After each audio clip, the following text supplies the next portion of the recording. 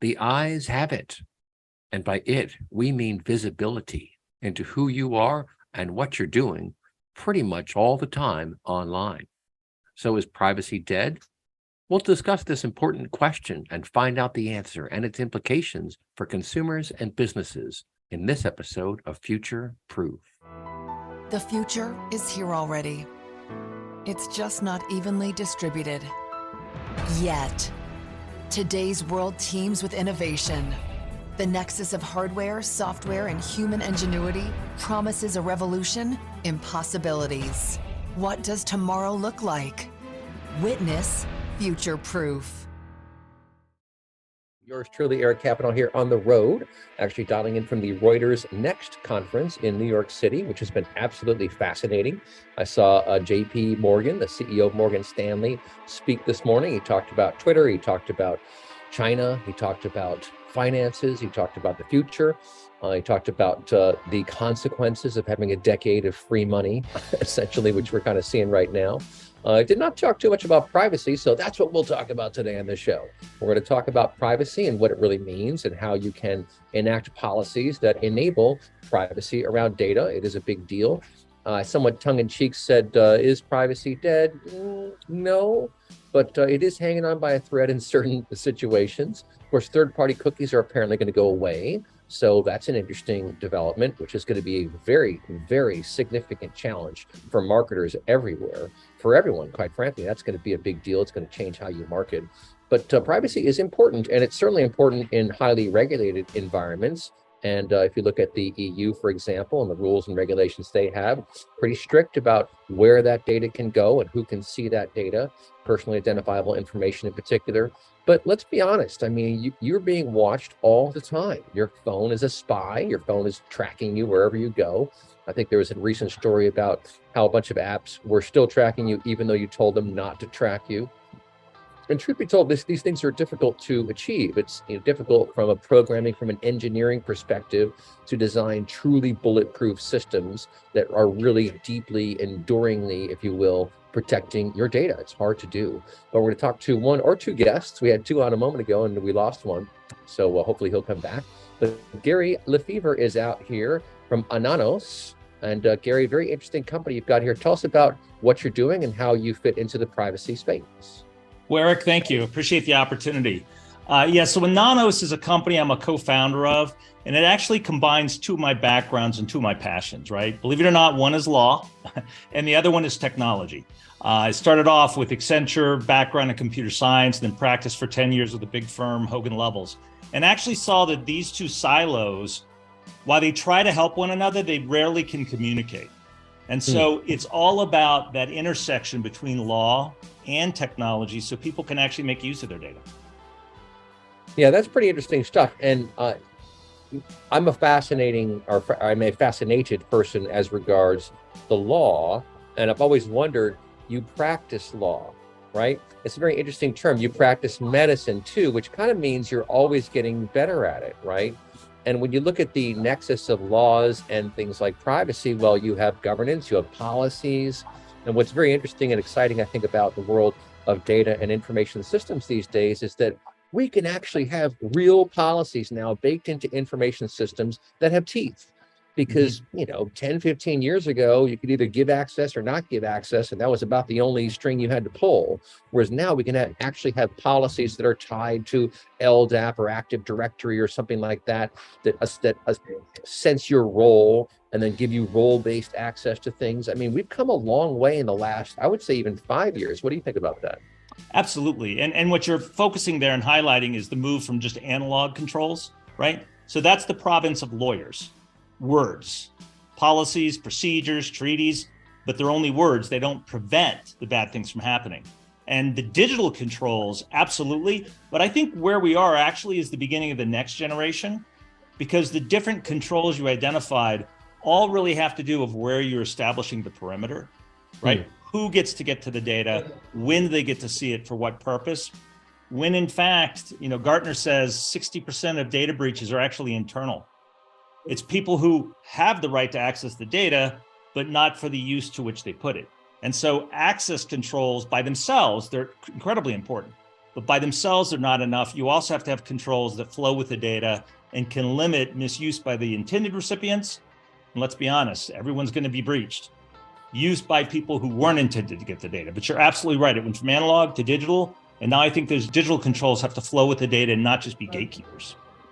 Well, that's very, very interesting. And I'm frankly dying to understand how you can make that happen, because, data, of course, can be at rest, it can be in motion, but where and how it gets used, I mean, I can understand how you could limit which applications get access to that data.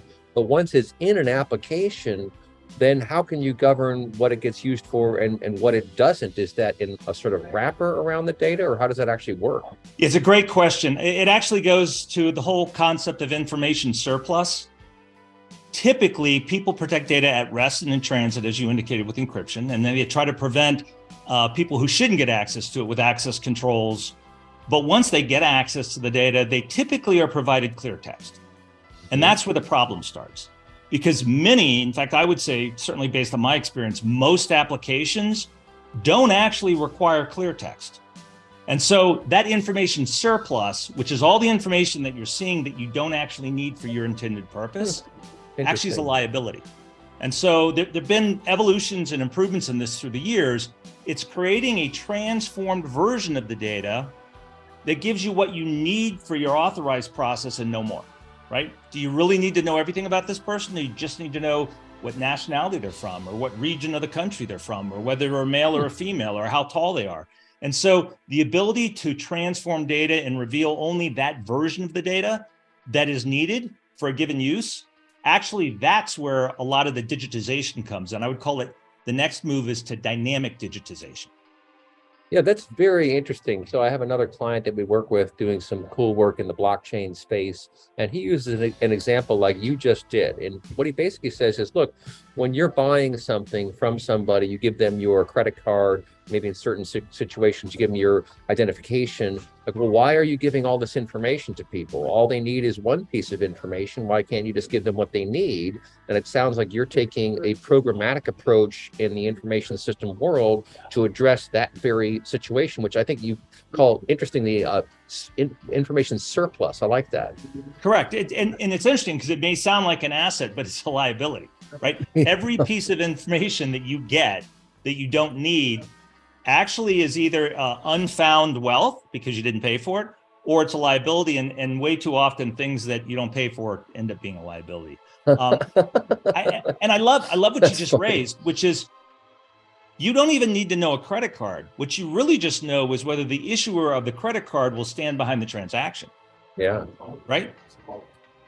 That's pretty interesting. So let's get into some of the use cases here. Sure. Obviously, personally identifiable information, you have to be careful about this stuff. People steal it.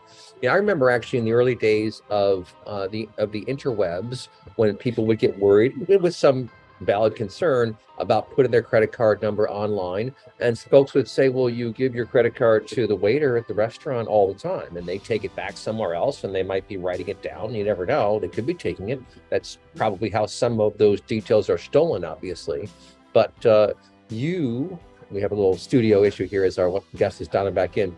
We'll get that figured out in a second. But so you're basically addressing, in this information system world, access to which pieces of data.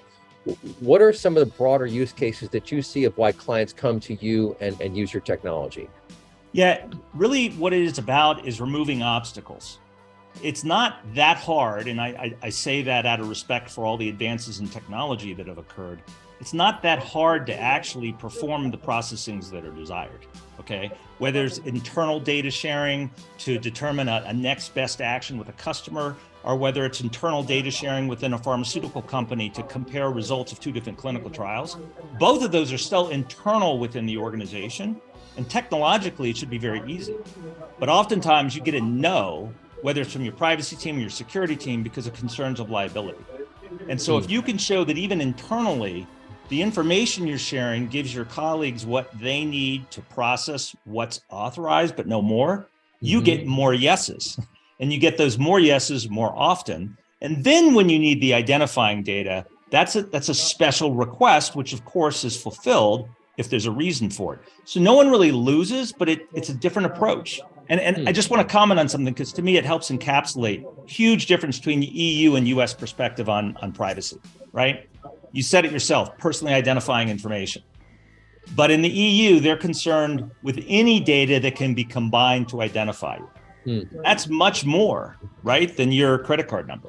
The fact that you've worked 16 years, okay, at a data podcast in and of itself probably identifies you, but neither of those two by themselves are personally identifiable information. And so in order to continue to benefit from the data, you need to reduce the information surplus to protect both PII and personal data, which are those data elements that when combined reveal you in a mosaic, of course, of sort.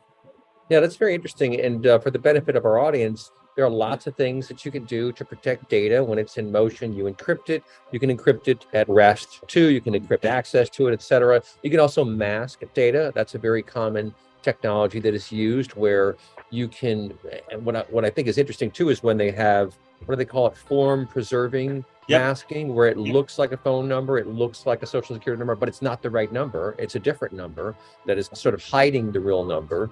I mean, and these are also effective techniques, but they can be, a bit difficult to manage, a bit difficult to set up. How is what you're doing different from like traditional data masking or form preserving masking? Yeah, so look, and those were great evolutions, right, toward the dynamic digitization and protection of data. The problem is they suffer from a number of issues. The first is, and it's been used for years, right? I'm going to replace your email. Don't worry about it. But I'm replacing your email with the same static token every time it appears. It's child's play to put together a couple of different transactions and figure out who you are, right? So you have to have dynamism. You have to use different tokens at different times for different purposes, but you can keep track of that. And so information surplus is not only how much detail or identification is included within the data revealed, but how much of the correlations and interrelationships between different data uses are revealed. But all of that can be managed. And look, with the ongoing decreases in cost and storage and processing, the backroom stuff that's needed to make this happen are infinitely doable. And the users of the data see no difference in speed or fidelity or accuracy. That's very interesting. So do you wind up focusing heavily on financial services, on healthcare, or is there a stronger industry than others in terms of your prospects and your clients? Well, you nailed it generally, which is highly regulated organizations, right? Again, if you're not getting a no to a desired data use, you don't need our technology. The reason you're getting the no is not because technologically it's difficult to do. The reason you're getting the no is because someone's telling you could get in trouble. And so it's a highly regulated industry like financial services, like telco, like healthcare. Healthcare is a big one, because then you get the flip side. Information surplus should not degrade the accuracy and relevancy and fidelity of the data. So if you pull back on the information you're giving someone, and in doing so, it's not as real, you really haven't accomplished a lot. And so you have to have those two competing things and reconcile the tension. Yeah, that's a really good point. Well, Stephen Cavey is back in. We'll throw it over to him for a few minutes before our first break. Stephen Cavey dialing in from Ground Labs. Tell us real quick about your role in the privacy world, what you're working on, and how you're helping companies with discovery, right? Absolutely. So, Eric, it's a real pleasure to be here. And what Ground Labs does is we help companies to identify and discover the critical data that's resting around their entire organization. I think a lot of organizations embark on data security and data privacy initiatives to protect that data and to comply with the different laws that are coming out around the world. And ultimately, it's all about avoiding a data breach as well. But very often, there are critical decisions made about how to secure data and what data there is that needs to be secured. But very often, those decisions are made on the basis of assumption, just going out there and asking the business, what data do we have? Where is it? How are we processing it? Why do we need it?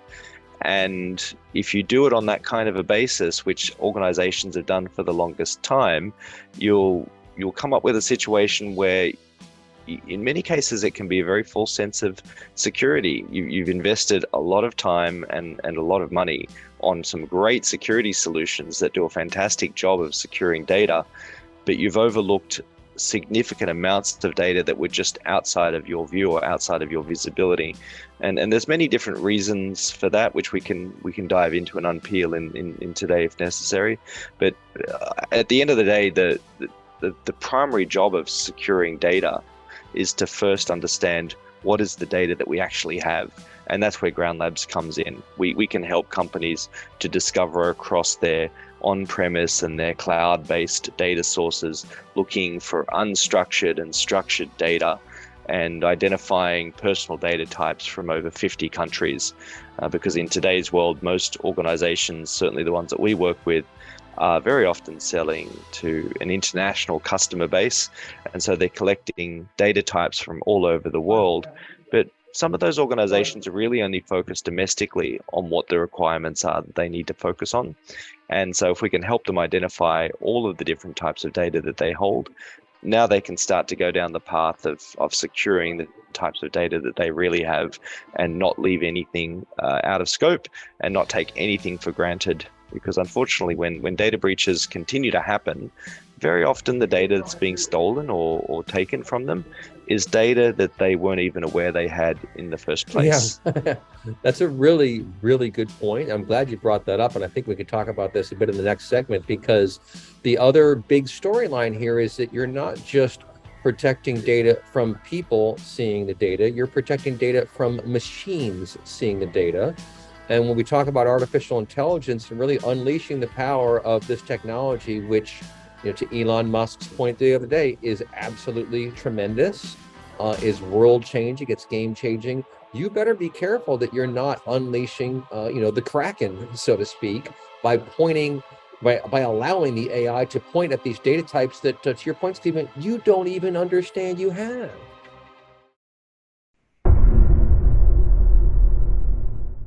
Broadcasting live from New York City today, as a matter of fact, from the Reuters Next conference, which was absolutely fascinating. We heard lots of great commentary today. Privacy didn't come up too much, but it's always lurking in the background. And one thing that did come up certainly was artificial intelligence, AI. For those who aren't too familiar with what it really boils down to, it's really algorithms that are trained on data that make predictions or make recommendations or do various things. AI typically does one of two things. It either classifies, so it'll say you should be in this segment or that segment, or it can optimize a decision point, such as pricing, for example, or such as, do I alert someone or do I not alert someone, maybe in fraud detection or network security or things of that nature. You see some of that stuff. But AI, as Elon Musk has said, has tremendous potential. The world's biggest bad guy, Vladimir Putin, he said that whoever wins the AI race is going to rule the world. I think he thinks that it's him. Hopefully it's not. But the point is, it is very powerful, but you have to be careful, because AI, every model that you build is trained on data. Well, I guess sometimes you have these adversarial models where you can train one on the other. That's kind of an interesting space as well. But the point on the privacy issue is that you have to be careful about what you allow these algorithms to see. And so, to Stephen's point earlier, if you don't know what data you have in your environment, you'd better do some heavy duty discovery before you start flipping on AI engines to optimize anything like personalization, for example. People are saying personalization is the future. I know a fair amount about it. I have to say it's a real challenge. It's a real challenge. You have to have pretty darn clean data if you're going to start doing that sort of thing. And you have to be very careful about it, about what you automate. But maybe Gary Lefebvre, I'll bring you back in from Ananas. Sure. This is a significant concern for organizations to leverage AI, right? That they don't know what data they have, and they really better figure that out before flipping the switch on AI. What do you think? Yeah, without question. And I think Steve is absolutely correct. The very first step is you have to know what data you have and where it is. Because if you don't know that, all the other approaches you take are only going to be, if anything, somewhat helpful. But once you know what data you have and you know where it is, as you said, when you turn the AI spotlight on that data, it's going to see all the data that's in the light, not just some of it. And so there's some things you can do there. One is synthetic data. It also goes to some of the issues with AI is when you're building models, how do you know that the data that you're building the model on is reflective of reality, right? your experience base, your customer base, your transaction base may be accurate for you, but is that actually accurate for the new markets or new directions you want to go? So synthetic data does help there, because if the AI processes synthetic data incorrectly, if it's truly synthetic, it's not revealing anything that's identifying. But then when you want to run production data through the model, right? That's what this is about. Building a model is not why you do it. You do it for those insights, those inferences, those correlations, those innovations. And that's got to be real data. And that's where it becomes critical that you don't just turn that AI spotlight on all the data, right? So if you're trying to figure out next best action for customers, do you really need to know where they live? Maybe so, maybe not. Do you need to know their gender? You need to cut back on the full exposure of the data that the AI has, because that's when it gets in trouble, right? When it misuses the data it gets access to. Yeah, that's a really good point. And again, I like your concept here of information surplus. When you have too much, it's a liability. And boy, that's going to be a liability times X in the world of AI, because you don't really know what's going to happen. You don't know. Correct. And you know, there is this explainability storyline in AI, and we want to have explainability.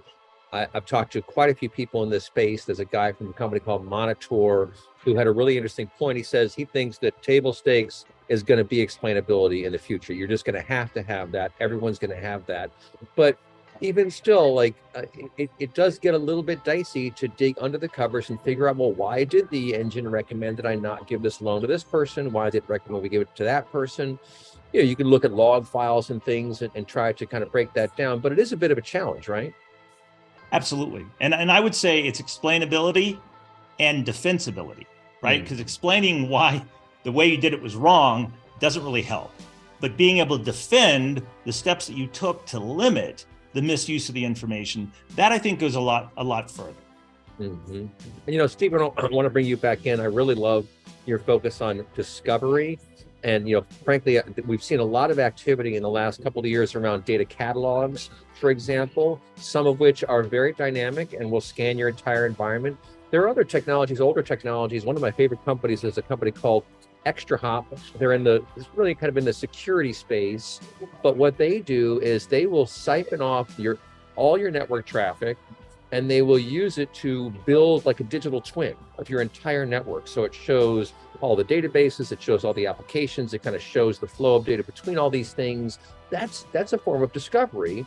But I think what you're talking about too is also very, very important and very compelling, is to do a scan basically of your information systems and figure out what's where. And I'm guessing you're looking at metadata like column names, for example. I'm guessing you're also looking at which piece of the architecture touches which other piece. Can you kind of walk us through how you do discovery? Like, what are the actual algorithms that you employ doing?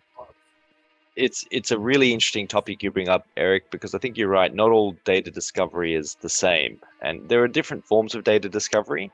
But also, when we not just different forms of data discovery, there are different forms of discovery. You just alluded to application discovery and device discovery, network fingerprinting, and so on. And then I think for many years there, you know, particularly if you go back 10 years or more, data discovery was just an assumed piece of functionality that you could just push a button, tick a box, and it would just all work wonderfully. And if all you did was invest in a data loss prevention solution, a DLP solution, right, you would get that box ticked and it would all work and show you exactly what you had. And then you would move on. And at the same time, it would stop data from being exfiltrated from your network. And the harsh reality for anyone that's been through that is, particularly when you turn on blocking mode and say, right, well, I want to stop any data from going out the door that shouldn't be, they watch their networks come to a grinding halt. And they quickly turned off that blocking mode and quickly realized that this is really difficult to do. It's really easy to do an average job of discovery.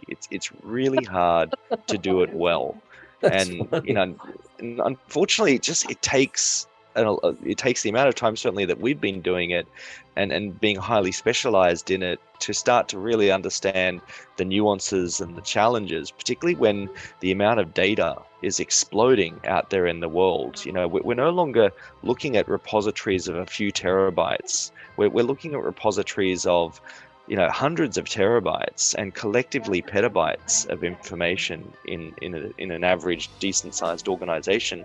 And that's a real challenge when you think about it from a discovery standpoint. And I alluded to before, not all data discovery is the same. What I mean by that is that because of these challenges around, there's so much more data, there are so many different forms of data, it's really difficult to understand. And so what we find within the industry is that some data discovery solutions may actually skip a lot of the data that's in your environment as a way of being able to simply get through it and try and reduce the amount of false positives that are likely to come up if you're doing just a basic job of data discovery. And so what we've learned at Ground Labs is, firstly, you do need to scan every byte of data that exists in your organization. There are so many different formats and structures of data out there, so you need to have a way of dealing with those nuances and those scenarios. I mentioned earlier there's unstructured and structured data. Eric, you referred to databases with column names and other things. You need to be able to scan through the entire breadth of a database, and that in itself is challenging. But the reason why that's important to do is because it's not just the column names that are going to give away where data is located. You'll have these free text comment fields, for example. This often happens in CRM, where you have customer service operators and so on, and they can just type any free text information about a customer, and guess what? Sometimes those fields are being used to log very sensitive information like their driver's license or their credit card or other forms, and you just won't pick that up unless you've gone through and scanned every single row of a database. And we work with organizations where their databases are terabytes in size, and they're adding 50 or 100 gigabytes of new data every single day. And in the past, they've truly struggled to try and scan every part of that database because of its size. And so they've tried to take this sample-based, assumptions-based approach, saying, well, let's just rely on the column names to try and infer whether we think there is or isn't something sensitive. That's a very dangerous game to play, to make those assumptions. Yeah, that's a really, really good point. And, when I think about this discovery stuff, I think it's absolutely fascinating. And I think if you think about the layoffs that are happening right now at big companies, I mean, Amazon is laying off 10,000 people. Amazon, I thought they would never lay off anybody the way they were growing. Facebook is laying off thousands. Twitter, of course, laid off thousands of people. Lots of these companies are laying people off. Well, those are a lot of jobs that were getting done that are now either not getting done or getting done by someone else. So that's a very interesting challenge. And what I hope comes from this is a more orchestrated approach to critical business processes like data exploration and data discovery, because you have different teams. You have your security team, you have your compliance team, you have your risk team, you have your marketing team. All these folks typically are in silos, and they're doing many of the same things. You think about security and governance, for example. I mean, if there's anything that goes hand in glove, it's security and governance, right? If it's not governed, it's not secure. If it's not secure, it's not governed. So, but you have different people working on these things, and then you have different tools that are used to get these things done. So I'm kind of hoping that maybe as we struggle through this recessionary period now, what we're going to see is more of an awareness around where there is overlap and where and how we need to readjust organizational hierarchies to be leaner and just be more efficient.